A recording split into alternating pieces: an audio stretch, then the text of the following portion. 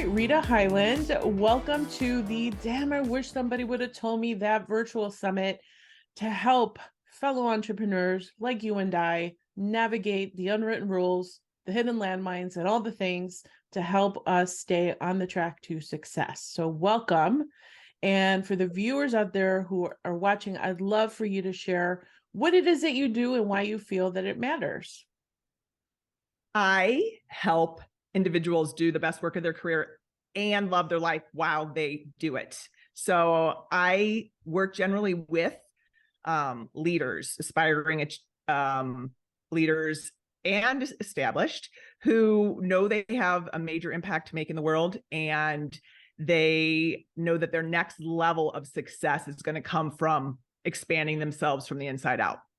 And I think that it matters because I believe that the greatest impact we can have is to change ourselves, to make the difference in ourselves so that it does reflect outside and go beyond, and to help change our world, which is so desperately in need of some additional higher frequency. And I think entrepreneurs and in particular have such a reach, and that leaders have such an opportunity, that I love helping them become leaders of leaders as well. I love it. And I think I know, as somebody that was in corporate for so long, not ever once did we ever have a real conversation around personal growth, inside out conversation. It wasn't any of that. And granted, I left in 2013, but since then, I think there's been this advent where the corporate world is more amenable to even entertaining those kinds of concepts. So I really think you're at the forefront of something very special, because as things progress, they'll realize like it's not any one KPI or strategy that's going to build culture, build connection, build the growth from the inside out, unless you work on yourself first. So I really think it's an amazing opportunity for corporations to really recognize the big opportunity in that. So I love the work you do. I think it's so important. Thank you. Yeah, absolutely. So, okay. So tell me what you think is the number one struggle that you see for entrepreneurs, like where they're struggling to get their business off the ground. They're putting in all the work, they're doing all the things, but somehow there's something at a macro level that's keeping them stuck. What do you think that is? I really see, especially for women today, that the number one entrepreneurial challenge is that they will never get it all done, and that they're trying to get it all done. And that the answer really lies in, what is it that I want to do? And what is it that I want to drop? And there's a burnout rate for female leaders right now of 43%. And I think that it is in large part due to the societal training that we will ever be able to get it all done. And that every day there's this strive for women in particular to get it all done. And they wear a lot of different hats. And it's an impossible standard that leads then to a lot of anxiety and shame and blame and burnout. And so it's sacrificing a lot of the brilliance that we have in the world and the leadership that we need from women. Wow. And so in your opinion, what would be the one thing that would switch it up for them to believe that you can't get it all done, right? Like, and this actually goes to one of my big tips and my learnings, and something I wish I had been told, is that I will never get it done. Because while we would think that that is something that would give us anxiety, or me anxiety, quite counterintuitively, it gave me great calm and relief. It's like, okay, I can stop the fight. I don't have to do battle, because every day felt in the past like, oh my gosh, it's a clear slate. I have to get up and earn my points again, and earn, and I was as valuable, as worthy as the checklist that gets done. And we have got to get to a place, especially as with entrepreneurs, that we get really specific on what our most important work is, our big rocks, what anybody else can do. If they can do it 85% of the way you can do it, then they should be doing it. And there is the mindset shift can actually be freedom. So you'll never get it all done. And I wish someone would have told me that it is not pessimistic. It's actually, it beckons a new question, a better question, and really can create freedom when women in particular own it. I love that. And the reality is you'll never get it all done. Well, what does all mean? How do you know that you got all of it done? I mean, you don't, Right. you know, it's so Right. self-imposed, Yeah. self-imposed pressure that is just unrealistic. And so it's just really to let go of that whole concept of I got to get all done is Yeah. it's such an Yeah. important thing. It's an Agree. impossible standard that we're holding ourselves to, and Yeah. it sets that we're ever going to be in control of it all, or it's ever going to be figured out and all, you know, go the way we want. And so when we let go of it, we realize we don't have to be in that race, and we can put our energy into something that's more, is a higher level. That's brilliant. Okay, so that was, damn, I wish somebody would have told me that. Tip number one, you'll never get it all done. All right, what about tip number two? That is start before you're ready. Probably 12 years ago, I wanted to have my first online course, and I thought about it, and I was, you know, convinced I was not ready. And then another year went by and I still wasn't ready. And then another year went by and I still wasn't ready. And so in January of 2013, 10 years ago or so, I was like, I took a new approach. I was like, I'm never going to be ready. I haven't been ready for the past 2 years. I'm still not going to be ready. So I must start before I am ready. And the amazing thing happened, well, unbelievably, on the Tuesday before I was supposed to start this 8-week program. And mind you, my inner control freak was flipping out that I was doing this thing. And I sold the class without even having the class done. And I don't know how to do technology. Mind you, technology was like the teleconference. You would rent a telephone line. It was so bizarre. I mean, no Zoom, you know, it was the old days. Right. Yeah. And then I get a call from my husband that sadly that morning, the week before, that his father had died. And it unearthed, you know, the day the class was going to open was going to be the funeral in a Oh, different state. And it was oh just, my I goodness. mean, I had a 4, 6, and 8-year-old at the time. And it was really, I was like, oh my gosh. And I was terrified. And yet what happened was life, I got it all done.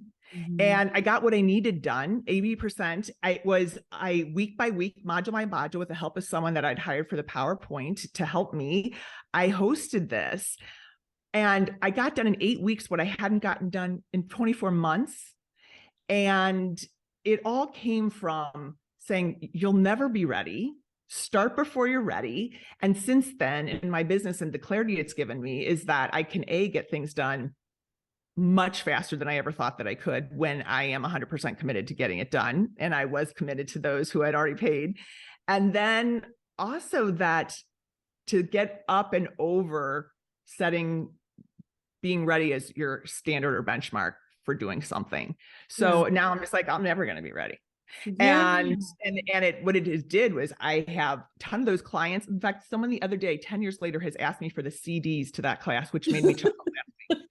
So I was like, oh my God, I can't even believe that you're bringing that into my mind, that there were CDs. So, but the point is that I still have some of those clients. I got a ton of work from the experience. And it is, if I could say anything, and something I wish people told me, was just go for it. Don't wait till you're ready. You're never going to be ready. I And you'll make know. more income and opportunities to have impact if you just allow yourself to go. It's so true. I was in the same space before I started the community that I have. I said, I'm gonna do it. I'm gonna do it. And it was so ridiculous. Because I'm like, what is my problem? Yeah. So then I was just like, you know what? I had this notion that if 100 people weren't on for the first call, then it wasn't somehow valuable. Yes. And then I was like, okay, so the first time I opened it was one person and she's still a client to this day, and it's fine. And it just grew. And we have to release what we think it's supposed to look like and just do it. But the things that have unfolded from me hitting that open door button, so to speak, like where things open, it just allowed for all of these other experiences, connections, opportunities. Like you just never know. And I think that's such an important distinction. It's just like, it's not about so much, oh, how do you get it done in a way that satisfies you? It's just, open the thing up, as a mentor that we have says, he's like, stop asking how good you are and stop asking who you can serve. Right. And so when I switched that thinking and got out of my bullshit, Yes. it opened everything, and it's just funny because I agree. Start before you're ready. You're Yeah. never going to be completely ready. Right. And it's and 80% is enough. And as I always say, it's always easier to edit something. When you got to get something on the paper. You got to get it out there. You had to get one in the class. You can always edit from one. You can get more, or you can, change things. But we're trying to do it. We're trying to master it all in our mind before that's possible. Before you don't edit what you can't see, or So It's true. it's a And game changer. honestly, the other thing that's really enchanting about it is when the times that I've screwed up, I'm like, this didn't happen the way it was supposed to. I'm gonna make it right. People appreciate that. Like, oh, you're human? Okay, cool. I'm glad to see that you're not perfect. Actually Yeah. connects with people at a greater level when you do that, I have found. I couldn't agree more. It reminds me of the analogy of when the arm is broken and you can do something wrong or the arm can break, but when it heals, it's the strongest part. So I always say that that's especially in client servicing, is that when something goes wrong, you have the opportunity to strengthen that relationship 5 times stronger than it was originally. Yeah. Yeah. So So I think true. that's use it as an opportunity, but yeah, that you're right. Love it. All right. And damn, I wish somebody would have told me that tip number 3. That people want you as much as they want your solution. And here's what I mean by that. They want you as much as they want your smarts or your strategy or solution. I was giving, and this is somewhat of a big mistake, challenging, makes me squeam type thing sharing, but it was several years ago when I was hired to do a keynote. And I recall, as I was trying to organize my thoughts about what I wanted to share during the keynote, I thought that I was thinking of all these great people who give speeches and keynotes that I'd heard before, or those gurus that are out there. Mm-hmm. And it made me start to have some imposter syndrome, and it gave me some self-doubt about, well, what should I do? And what I started to do then is I did give the presentation, and it was okay. What was happening though is that I was trying to emulate someone. It was very obvious that I was not being me, and people want me. They, I do it with my one-on-ones. In my other and small groups, but this group was the largest I'd ever had. And so something about me said, logic would say I should emulate someone who's done it well or done it good before. There was also something, and everyone could feel, and I could feel, that I was uncomfortable trying to be someone who I was not. And we can tell instinctively if there's a disconnect between who we're being and what we're thinking or feeling and what we're doing.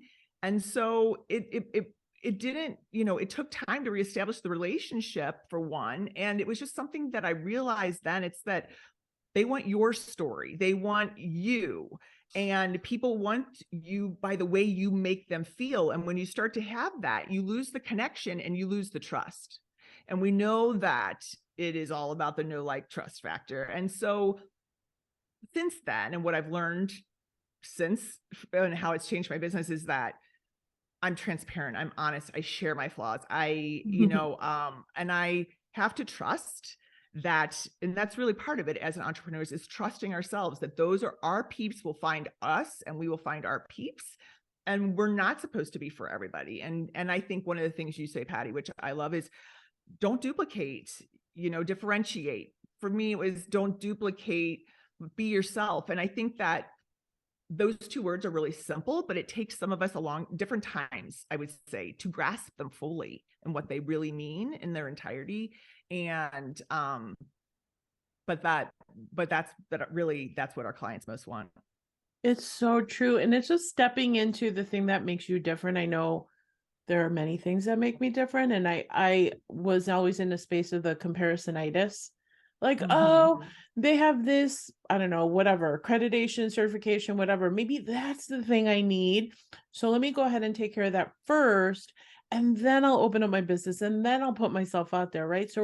And so these are just examples of self-sabotage when you go into comparisonitis and you're trying to model what other people are doing because somehow you think that's a secret sauce. No, the secret sauce is you. Yes. The secret sauce is you. That's why there's some people, and I mean, there's some people who like Coke, other people like Pepsi, other people like whatever, the store-bought brand or what have you, but there's different strokes for different folks, and it's about just honoring the thing that makes you different. And what happens is that people appreciate it more, which is so interesting that we hide so much from the thing that makes us different. It is. I mean, I love it. It's Orion Mountain Dreamer has that question. It's not the question of why aren't we're not being but why don't we like the person who we are? Why are we trying to, and I like that. I love that. But I also think I have in the past had an overvalue for the tangible, or so it's like, here are the steps, here's the solution, here's my smarts, here's my strategy. And what I want to say that I wish I knew earlier, and if someone had told me, was that people want your vibration, your frequency. They might not know it. They want your true. It's irresistibly attractive to be authentic. And it's something we've invested, many of us, doing this type of work for so long. So get your return on investment by being it and helping and serving the world, because that's how people heal. And so I've had to really do at that time some checking in about why do we overvalue the hardcore tangible and undervalue, our energy, our being, and who we're being while we do what we do. And so that's a real big part of my practice and how I work with and teach people as well. But I obviously had to learn it myself too. I love it. See how you're I'm so happy to hear all the things that you're doing at the corporate level, because those people need it so much. Yeah. And I didn't share that. I came from that world, and I'm so glad someone saved me from myself, like opened my eyes and helped make me, as we say, awake or conscious. Because because my life changed. I'd spent 10 years in the financial world, and I realized that I didn't want to do that forever. But I had no idea what I wanted or how to get out of it. Not that we have to leave out of it, but because oftentimes we can do our greatest work from those places, but we have to be aligned with ourselves. And so I was so thankful that someone was patient for me, to take me through the process, and that I said, I'm going to commit myself in my life to doing that for others. And so there is a real great opportunity. I do think that corporations are changing their approach to how we approach business. And I'm eager to be a part of that work. I love it. It's such important work. Okay, so let me recap the 3 so people get it straight now. So number 1, you'll never get it all done. Number 2, start before you're ready. And number 3, people want you as much as they want your solution. Rita, thank you so much. These are so helpful, and I love the way that you express them and how impactful they can be when people really harness what this really means for them. So how do people get in touch with you, find out more about your work and all the things you're doing? Yes, there is you can go to www.ritahighland.com, and that's Hyland. Not a lot of Ritas in the world, at least in our generation, ritahighland.com. And I also have a free gift, ritahighland.com/virtual summit gift that awesome. I'm sure you'll pass the link on for too. But you can also, if you're interested in any of my programs, there's an opportunity to set up a connection call. Excellent. On my website. Great. All the information will be right below this video as well. And do connect with Rita, because she does bring an immense amount of expertise in this arena of marrying only because I know what you're doing, like marrying the structure of leadership focused business in the new era, like in the new age. I really feel that's kind of that sweet spot of where you're like opening the awareness for all these leaders to look at it in such a distinct way. So I love the work you do. Thank you, Patty. Yeah. Thank you. Support throughout the process. Yes. Enjoy it. I love it. All right. Thanks for having me. Thanks, Rita. Bye.